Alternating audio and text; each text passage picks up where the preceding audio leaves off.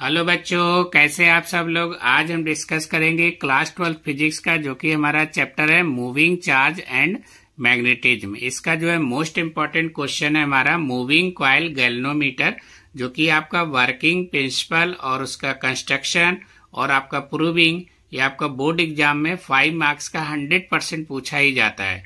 तो सबसे पहले हम यहाँ पर बात करेंगे गैल्वेनोमीटर का।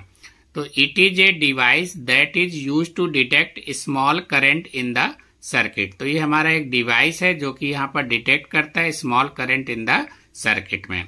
उसके बाद में यहाँ पर इसका प्रिंसिपल दिया है, when A current carrying coil is placed in a uniform magnetic field it experiences torque.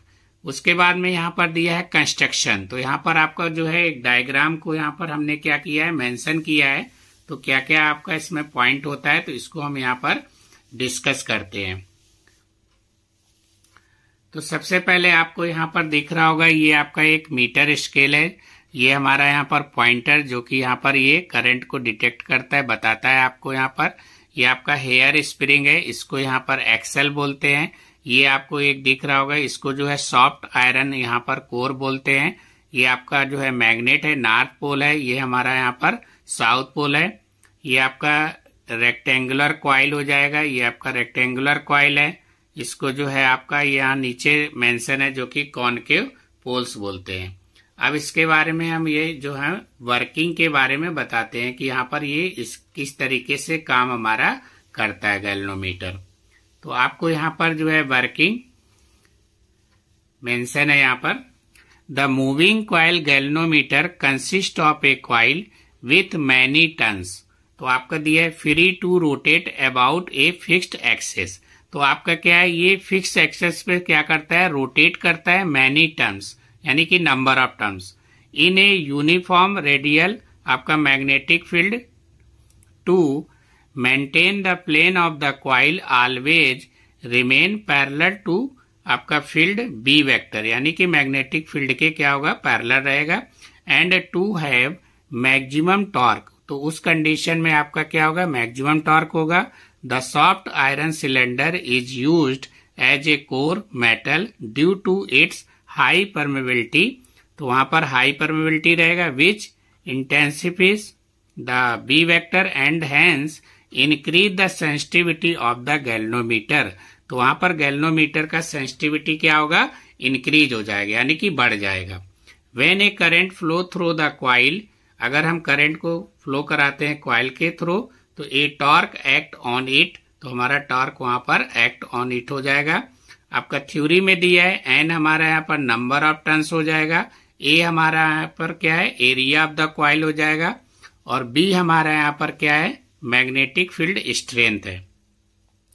फिर आपका नेक्स्ट यहाँ पर दिया है कि व्हेन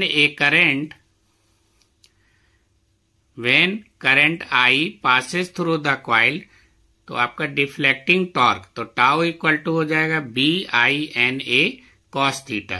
तो यहाँ पर आपका कंडीशन मेंशन है कि as the B vector is the radial that is angle between plane of the coil and B vector is. तो आपका बी वेक्टर वहां पर क्या होगा, इज एंगल हमारा 0 हो जाएगा। तो cos 0 का वैल्यू क्या होता है, 1 होता है।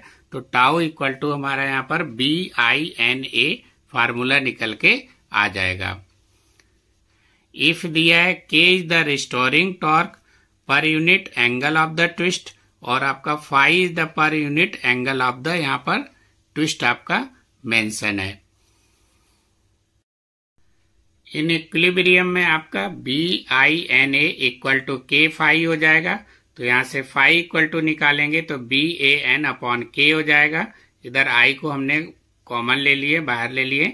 तो ये फाई डायरेक्टली प्रोपोर्शनल टू किसके हो जाएगा, करंट हमारा I के।